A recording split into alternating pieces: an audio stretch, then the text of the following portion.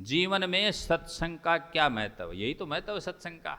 मेटत कठिन को अंक बहाल के, इसी में सारे उत्तर देखो एक में ही।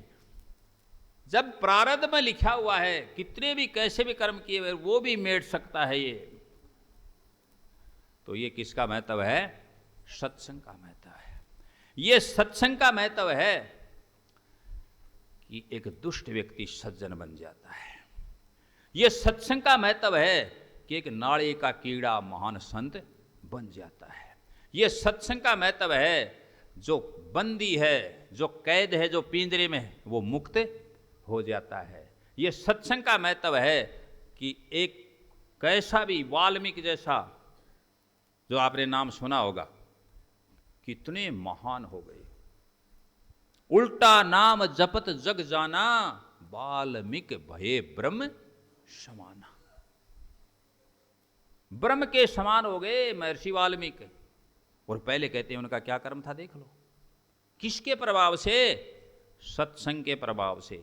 जब ऋषियों का सत्संग हुआ, वही राक्षस रूप में था, कैसा आचरण कर रहा था, कैसे उनका खून निकाल लेता था, महान संत हो गए।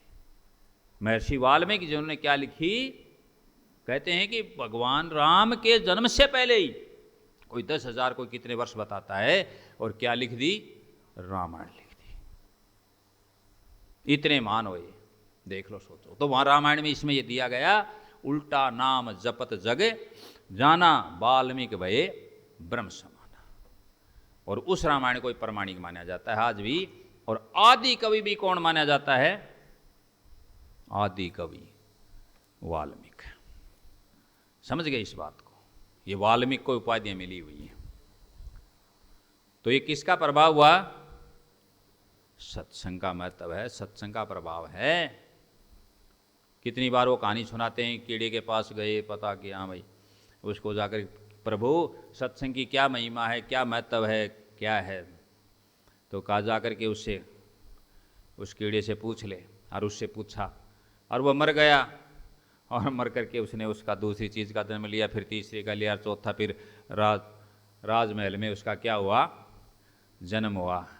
और फिर भी मैं गए देव ऋषि नारद। मैं इसको शॉर्ट में बता रहा हूँ, बिल्कुल ब्रीफ करके, हाईलाइट नहीं कर रहा कि बार बार ये कहानी कही जा चुकी है और समय नहीं है।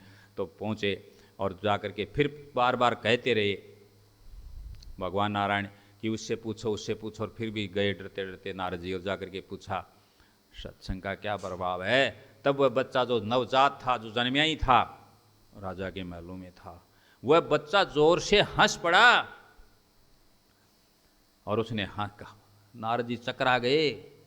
का देव ऋषि, आज तक आप समझ नहीं पाए, वही तो कीड़ा हूं मैं, वही लट हूं मैं। फिर मैं पेड़ पर पक्षी बन करके आया, फिर मैं वहाँ लट से वो बना, फिर वो बना, ये बन गया।